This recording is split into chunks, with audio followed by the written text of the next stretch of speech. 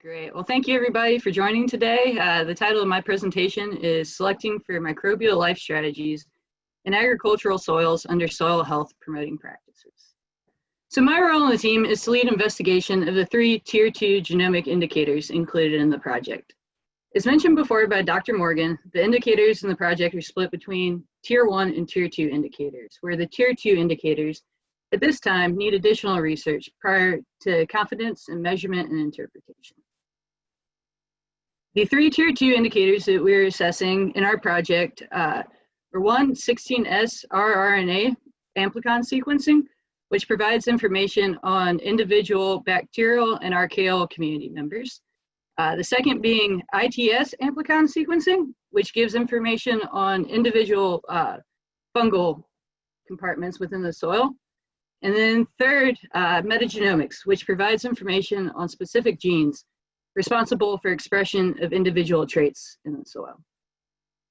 My findings today will focus on the 16S rRNA part. So one way biological indicators are currently used in soil health is to assess available organic resources for microbial consumption. Resource pools are increased through organic additions, residue retention, and root exodus. These resource pools are measured through protein extractions and carbon measurements. Current tests identify the size of the pool which is available for bacterial and fungal consumption, as well as the byproduct of microbial metabolisms, measured as carbon dioxide.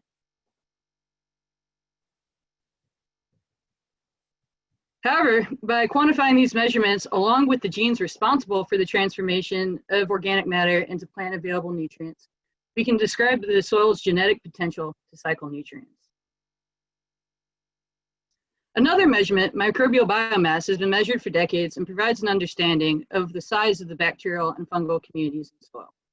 Research has shown that different management practices influence the total size of microbial communities. Another level of detail is seen using sequencing technologies, though. Using 16S rRNA and ITS sequencing, we can provide information on the thousands of different bacteria, archaea, and fungi contained within a field. Using these genes, we can identify the presence or absence of specific microbial groups, as well as their relative abundances. By relative abundances, I mean the proportion of these specific community members in relation to the total community, similar to thinking about individual pie slices that make up a whole. From our preliminary analysis and the work of others, we are beginning to understand how management affects relative abundances of community members in soil. Tracking the diversity and abundances of these different microbial groups is important in soil health because when we know who's there, we can better understand internal relationships and therefore soil's capacity to function as a whole. Soil microbial communities are highly sensitive to change in soil chemical and physical properties. To date, most microbial community analysis focus on how inherent properties and climate affect microbial community structure. However, agricultural studies must include a second layer of influence due to variation in cropping systems and management. For the remainder of my presentation, I'll provide an example of how climate, inherent soil properties, and agricultural management can alter bacterial and archaeal relative abundances in soil through describing variations in pH, climate, tillage, and then some preliminary results in relation to cover cropping. So on the left side of the slide, you'll see a map of the North American continent, where our project sampling locations are indicated by the black dots. The colors on the map represent climate moisture deficits, or the difference between precipitation and water necessary to grow crops at a given location. On the right side of the slide is a detrended correspondence analysis figure of over 1,600 archaeal and bacterial samples. Detrended correspondence analysis figures are used to identify characteristics which explain differences in microbial community structures. Each point on the figure represents the thousands of different archaea and bacteria contained within a single experimental unit. The closer your 2 points are together, the more similar their communities are. The X and Y axes represent the percent of variance explained by the different abundances of the bacteria and archaea contained within each of these samples. The samples in the figure are colored by their climate moisture deficits at their individual sites, as described in the map on the left. You'll first notice probably a strong grouping of red samples to the right of the figure, which are indicative of the samples with the greatest moisture deficits. Also, you'll notice a strong difference between the eastern half of the continent and the western half of the continent indicated by the clear grouping of blue-colored samples at the bottom of the figure. This really shows that bacterial and archaeal community structures are highly influenced by both precipitation and temperature. Now to get at the pH question from before, from one of our audience members, this figure shows the same set of samples as shown in the previous slide. However, the samples are colored by soil pH. Lower pHs are depicted by the deeper red colors on the left side of the figure, while the higher pHs trend towards the yellow on the right side. As you can see, there's a clear trend of pH increasing across the figure from left to right. While the climate moisture deficits identify trends in sample variability primarily among the y-axis, you can see in this figure, pH explains variability among the x-axis, which accounts for a greater proportion of variability. It is important to note that in agricultural soils, pH is driven both by inherent properties as well as management practices. One common example is liming of soils to increase pH to better support growth of specific crops. So after identifying pH as the main driver of change at the continental scale, we want to look at what's driving that change. This figure here shows the relative abundances of bacterial and archaeal communities split by pH. These relative abundances are those average percentages of the different sequences which make up samples within each of the groupings, or similar to those slices of pie. In this figure, the relative abundances are colored by phylum, a higher level of taxonomic variation used to show broad-scale trends within these different groupings. As you can see, some of the phyla, such as acidobacteria and Bacteroidetes, are more prominent in higher soil pHs, while others increase as pH decreases, like proteobacteria. Furthermore, there's some phyla that find that sweet spot kind of in the middle pH there. Here, my example is Microbial.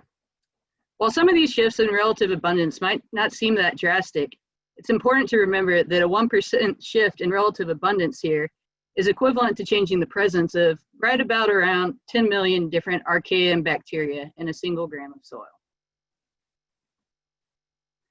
So after identifying the strong climatic and pH trends across the continent, the next question to address is what level of influence does management have on bacterial and archaeal community compositions? For this example, I picked two sites with similar tillage treatments, but distinctly different inherent properties and climates, located in Alabama and New York, respectively. The colors on the detrended correspondent analyses represent the two sites, while the shapes represent the tillage treatments. The ovals you see represent the 95% confidence intervals around each treatment centroid. You'll notice the most profound separation on the x-axis is between the two sites, but within each site, there are significant separations due to tillage. This shows that intrinsic properties are the dominant factor in between site variation, while management is capable of significantly affecting the within site variation. So out of the 13 sites that I looked at with a minimum and intense tillage comparison, 11 contain bacterial and archaeal community structures that had significantly different microbial structures due to the treatment. After identifying the set of sites with significant differences due to tillage, we wanted to determine if minimizing tillage selected for similar archaea and bacteria across all of those locations. These figures show the archaea and bacteria whose relative abundances were significantly greater under minimum tillage when compared to intense tillage. In minimum till systems, these genes represented about 25% of the total microbial or bacterial and archaeal population, while in intense tillage systems, they only represented about 12% of the population. So effectively, tillage is changing about 13% of the bacterial and archaeal community structure. The bar chart here shows a more in-depth look at the relative abundances of the community members who were enhanced under minimal tillage. You'll notice the x-axis is split by each site included in the analysis as well as the tillage category. You'll notice these community members are present in the intense tillage experimental units, but the relative abundances are significantly lower than in their associated minimum till samples.